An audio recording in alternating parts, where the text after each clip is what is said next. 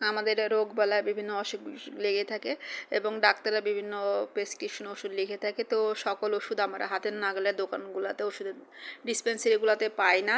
তো অনেক সময় এই জন্য টেনশনে পড়ে যায় যে ওষুধগুলো কীভাবে সংগ্রহ করবেন। তো আমারও সেটা হয়েছিল। তো ওষুধগুলা সংগ্রহ করতে হলে আপনাদের কোনো টেনশনের আর কারণ নাই। এখানে অনলাইনে ওষুধ নিতে পারবেন, আমিও যেটা নিয়েছি। তো কিভাবে নেবেন এটা আমি আপনাদেরকে জানানোর চেষ্টা করছি। এটা অনলাইন প্ল্যাটফর্ম ওষুধের নেওয়ার, এটা আরোগ্য.com।